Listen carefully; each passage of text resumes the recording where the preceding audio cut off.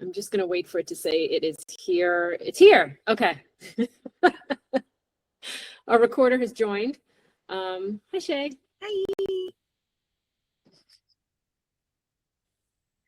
Today is a good day. I think this is video 7 in the series of 2026. For anyone who's joining us who hasn't before, my name is Kelly. I am the founder of Allora Collective.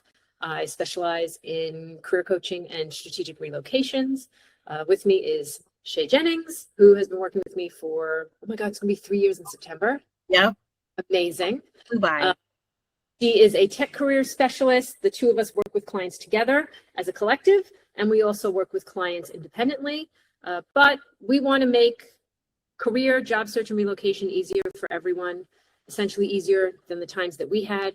And today we're going to talk about how to use AI to increase your value at work, not replace yourself, which is something we've seen multiple clients run into, especially in 2026. If you're also new to the series, in 2026, we did a series of 6 videos before this. We talked about how to use AI for your job search in a way that will help you and not hurt you. We talked about what's happening on the inside with hiring teams after you apply, so you understand what that communication and what that cadence is like.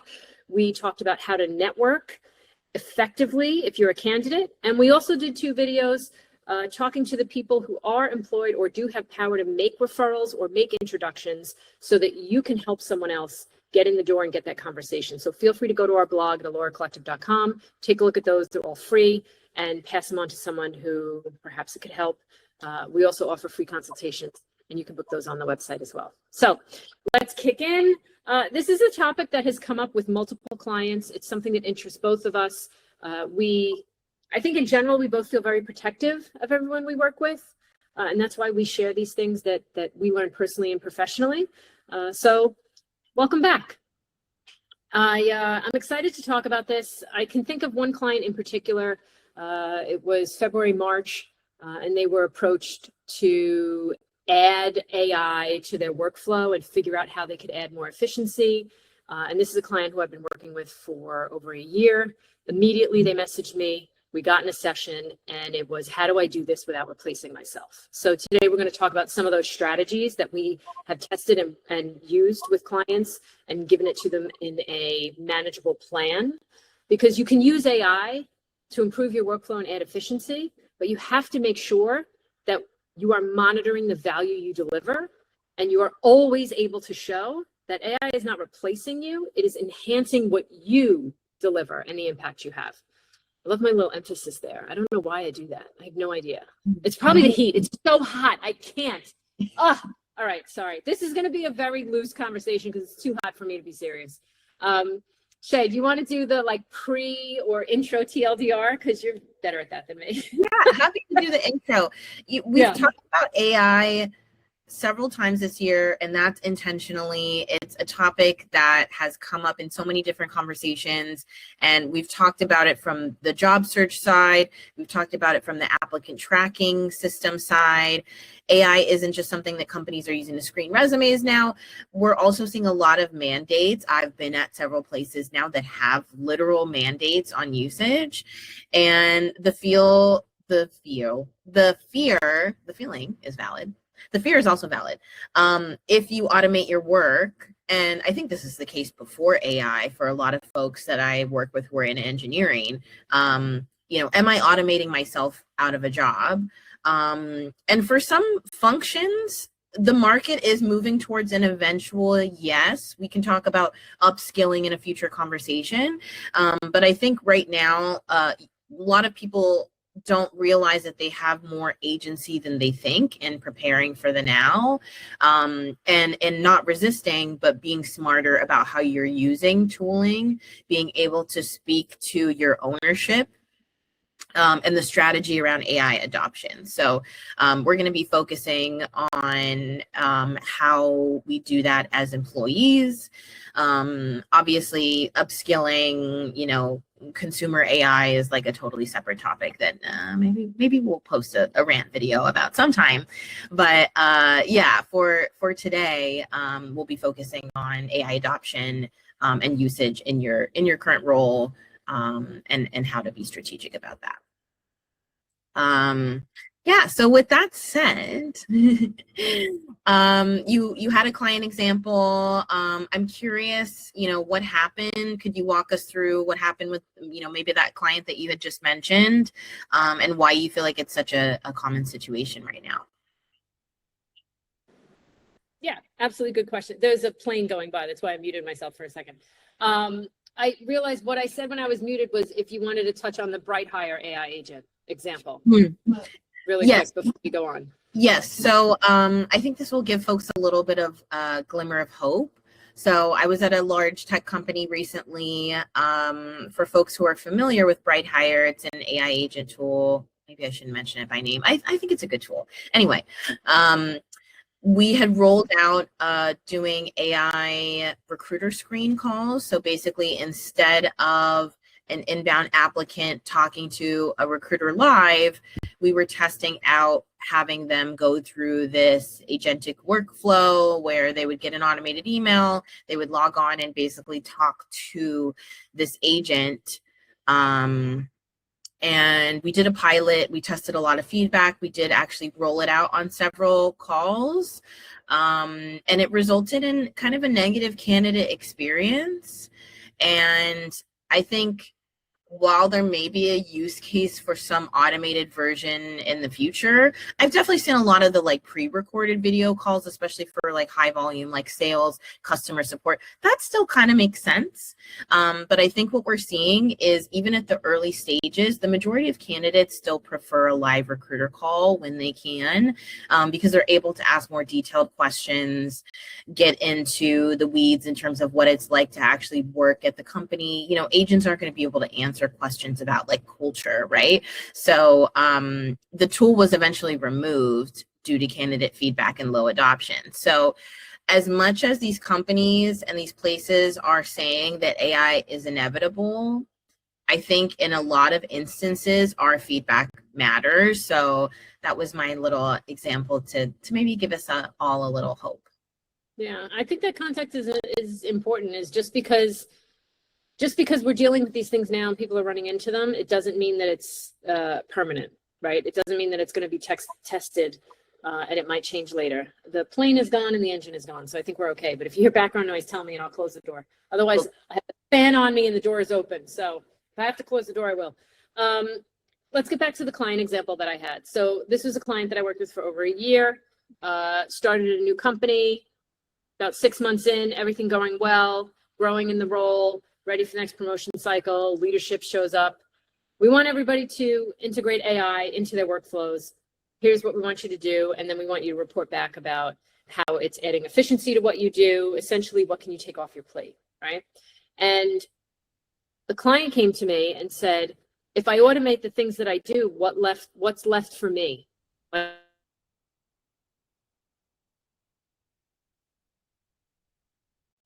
And actually to be asking, and I was really glad that she asked it. If I automate everything, what's left for me? What do I do? And I think too many people aren't asking it, right?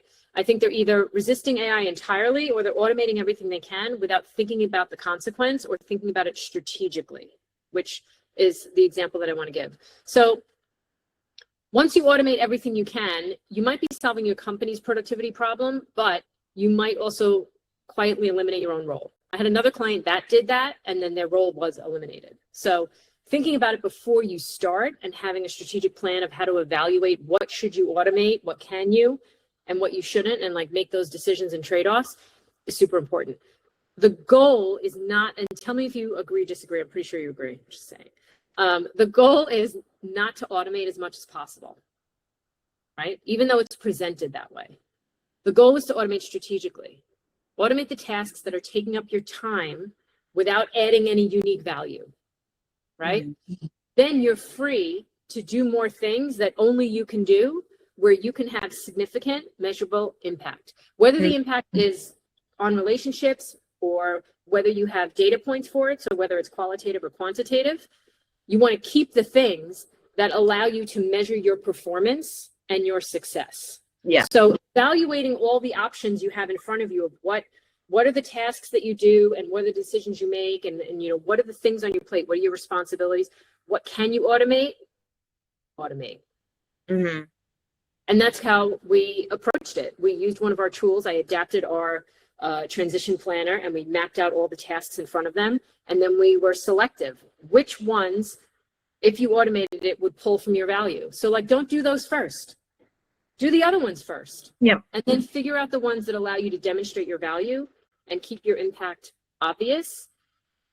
Do those second and we'll keep more time. So the career growth planner was actually awesome for that, and the transition planner, because now we're adapting them so that we have these AI transition planners. But we do want to tweak them. We love to test everything that we do to make sure that it's flexible and it applies for everybody. But we want to help more clients do this. So really what it comes down to is identifying where AI helps and where it needs to stay out of your way. And I think that's like the most important or the best way to think about it. And when you're the one in the seat, it's hard to do because it's personal. So that's where it really helps someone else who's objective to help you kind of reflect and mirror that, right? So Shay, from the employer and recruiter side, what are you seeing, companies actually expect from employees when they roll out these AI mandates? And do you think most companies are being thoughtful about it? I'm rolling my eyes because I kind of, my laugh says a lot.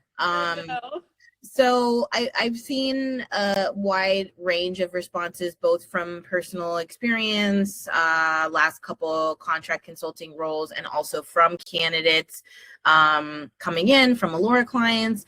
I'm seeing the tip of the spear, like AI first, AI pilled companies. AI pilled is a new buzzword that's going around, where they're monitoring token usage, agents. They've got a platform that's ranking employees by usage. They're really doubling down on replacing human work to try to get as much as possible out of every single individual employee. I was a part of a layoff where my pod of 10 is now reduced to one person, and this person is still running basically the same rec load as 10 recruiters, but expected to do, it's insane. But then those tip of the spear companies who are slashing headcount are now often running into retention issues. We've seen like security and product liability, especially for like more technical products, outages, right? Because like you can have AI on your monitoring, but when things break, there are downstream effects to having the teams be so hands off. So I'm kind of seeing that, far end of the spectrum. And then I would say a lot of companies are sort of on the like neutral, maybe more discerning, still early in their adoption. They're testing, they're trialing different tools. A lot of the build versus buy conversations, which comes up a lot in technical teams, but basically, what should we pay for out of the box with AI versus what can we build in-house? So a lot of teams are sort of playing around with that. I had a recent example of someone who was talking about customer survey tool that their company had previously been paying for, like in the tens of thousands.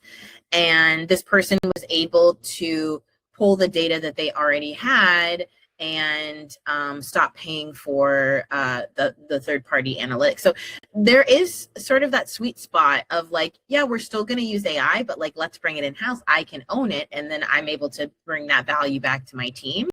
And I'm seeing across the board on both ends of the spectrum, a lot of companies are starting to provide internal webinars, lunch and learn, enablement type series to like get people up to speed, but very mixed bag in terms of like super AI forward. And then a lot of companies, I would say more than you'd expect, just really early on in the journey. So I'm curious, like, Kelly, if someone gets the directive, use AI, be more productive in their role, what is their first step? What's the first thing they should do or think about? And thank you for sharing that context on the company side of what's going on. I think it's important. I think it's important that we're all not just reactive. I think it's important to try to understand how these decisions are being made, and that way we can build thoughtful responses and plans and not just react in a panic, because we have to protect ourselves, right? They're making decisions that are that are financial for their own benefit and not for the benefit of everybody. That's, only my opinion. Okay, so I think first of all, the most important thing, which we touched on before, is don't start by automating everything, right? You don't want to automate everything you can. You want to start by auditing your role, right? And it may have been a while since you did this. You may have been in the same role for a year. Even if you've been in the role for 3 to 6 months, when you interview, it doesn't always match the day to day. Yeah. And if you had a management change or a leadership change or the team's changed or things aren't documented, like taking a little bit of time to reflect and audit your role and figure out what's going on and which channels are operating with each other is really important, right? And ask yourself, what do I do that's repeatable and time consuming, but it doesn't require my judgment? Anything that requires your ability of strategic thinking and decision making, that should be put in a separate category for assessment of whether you want to use AI for it, right? We don't want to eliminate our brains. We want to start with our own brain. And if it's something that doesn't really require you to make decisions or use your judgment to, let's say, move the needle, that's a good thing for repetition. That's a good thing for AI. That's where AI can help you, right? Then you want to ask yourself, what do I do that requires my expertise, my relationships, my institutional knowledge? I'm on 3 and I have 1 finger up. I don't know why. I'm catching myself. It's hot. My institutional knowledge, my judgment, right? That's your value. That's something nobody can replace. That's your human element. How you think, what you think, how you communicate, how you express yourself, how you build relationships and trust with other people. You can't automate that. So any of the things that are within your role where that is a key component, put those in a separate section to evaluate separately, okay? The narrative that you want to control is AI is handling this so that I can do more of that. Yeah, love that. That is what makes my work high impact. Mm-hmm. So AI is not replacing, it is supplementing anything that distracts from your highest impact. It's my best way I could describe it. Speed is not the goal. I say again, speed is not the goal. Speed with higher value output is the goal. Shay, any thoughts? Did I leave anything out? Oh, I have one I forgot. Hold on. If you go to your manager, this is a good example. If you go to your manager and you say, I automated 3 things and now I'm 40% faster. Fantastic. But you haven't given them anything that adds to your value. So that's a problem. They're going to brag about 40% faster, but they're not going to understand how that helped you. Okay. If you go to your manager and you say, I automated 3 things, I'm 40% faster, and I used that time to do, fill in the blank with that high value thing that requires you as an expert, relationship building, any of those things I mentioned before, those things that move the needle, that's an impactful statement, and it's a completely different conversation. It's a conversation that ends with your value, that when your manager or your colleague, whoever you're talking to, when they repeat what you've done with AI, it includes why you've now become a more valuable employee. Right. And that's okay, right? It's all in the pitch, right? You want the one that protects your job and it accelerates your career by highlighting your impact and your value. That's the key.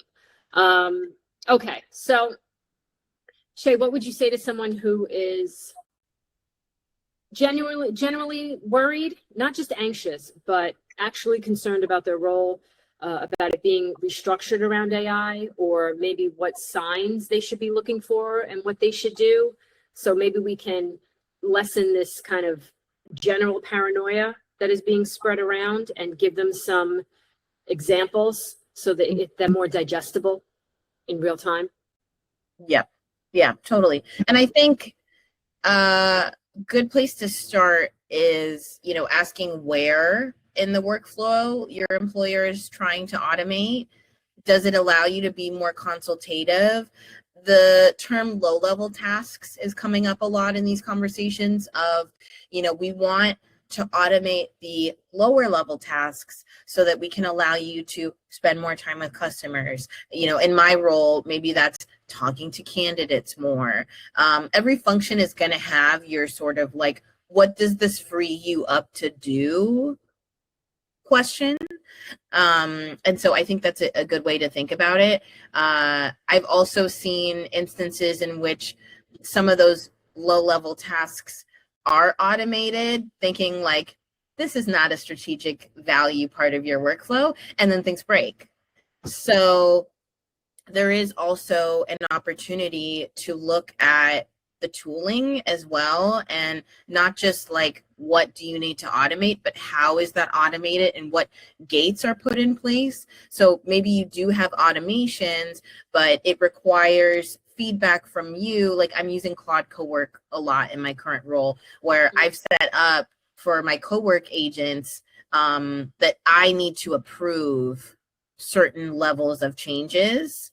So it will still run a task, and then I get the little notification saying, Claude needs you to approve XYZ. So I still am the gate, but allowing me that opportunity to, still be strategic and use my discernment and know, yeah, this is good, or like, no, that looks crazy. Let me take this over, hallucinations.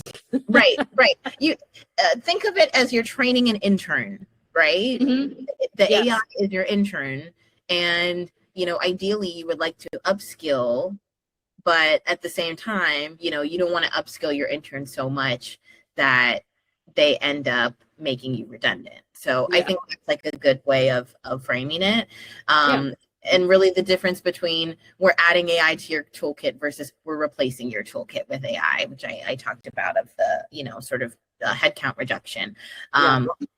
And my previous example, I want to come back to it because I just thought it was really great in terms of this person that I spoke with. The company was paying a third-party vendor. She was able to explicitly understand how much they were spending.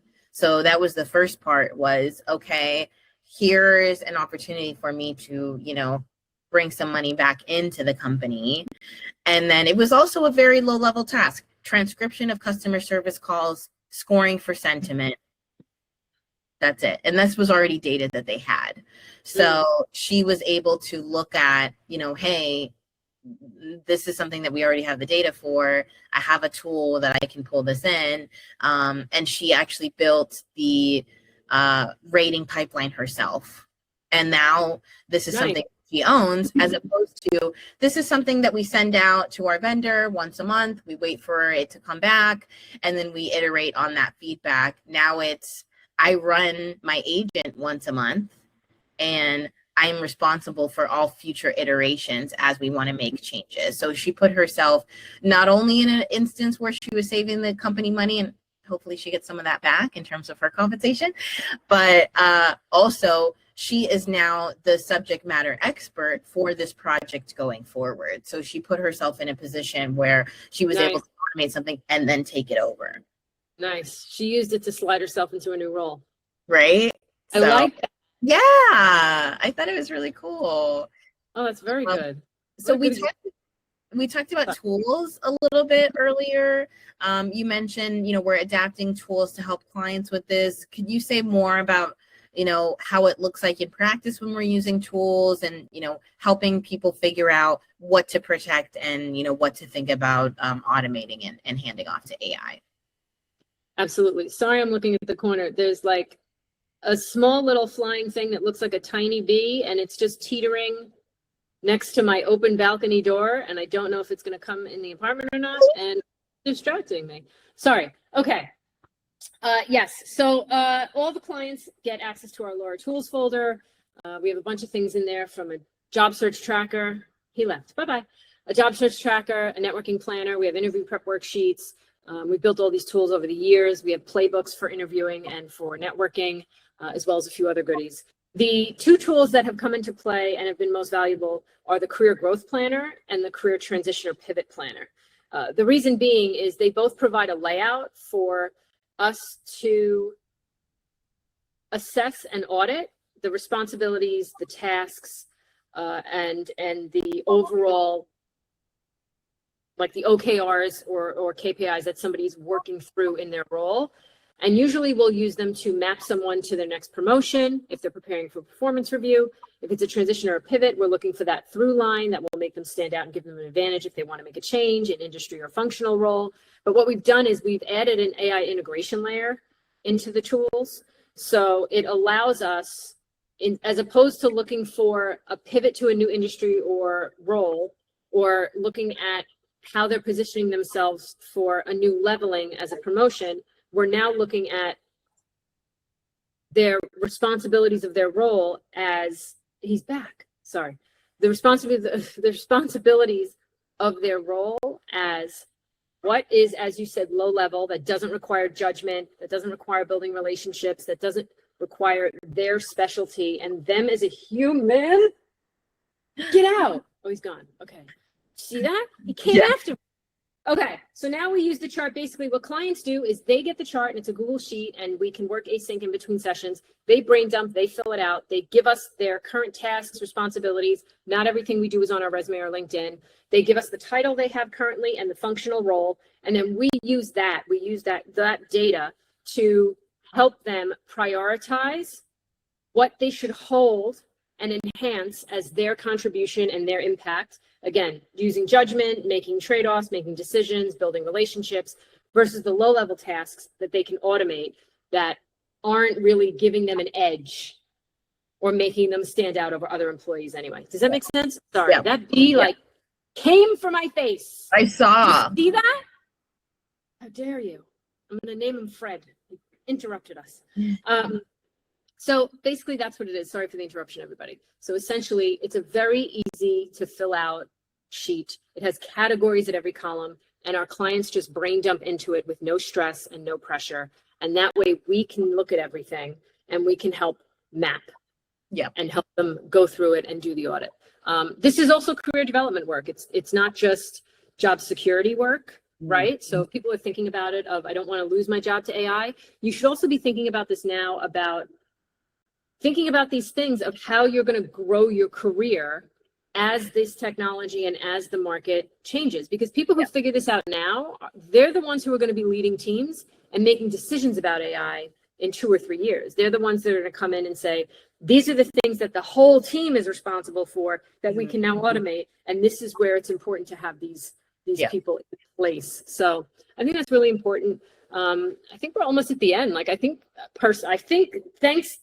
Forgive the bee interruption. I'm so thrown off. It's hot. The bee, that was crazy. But I think we're ready for a little magical Chez TLDR for someone who maybe got this directive from the manager and, this week, doesn't know where to start. It's summer. They're like, why do I have to do this right now? Right. But yeah, if there's anything you want to add to what I said about the tool, please go ahead. But after that, how about a little TLDR? Yeah. And I think to your point about ongoing career development, I think that whether or not the tools that we're using today exist 6 months to a year from now, these are still conversations and things that everyone should be thinking about in terms of their role and what their path is and, how to grow and expand it, or to work with a career coach and figure out, these are the things that I love in my function. These are the things I want to get away from. Does that mean a career pivot, a job change, some greater conversations as well? I think bringing it back to, the AI directive, first thing is don't freak out, don't panic, don't automate blindly, get calm, get zen. The first thing is just easy list, right? What are your tasks? What is everything that's on your plate in a week? And that could be more of the larger strategic goal things. And then the buckets of your actual day-to-day sorted into 2 columns, things that require judgment and things that don't. The second column is where AI lives. The first column is where your career lives. That's the relationship building. That's the strategic value. That's the cross-functional partnership. Those are the things that are going to live on, as we talked about, regardless of tooling.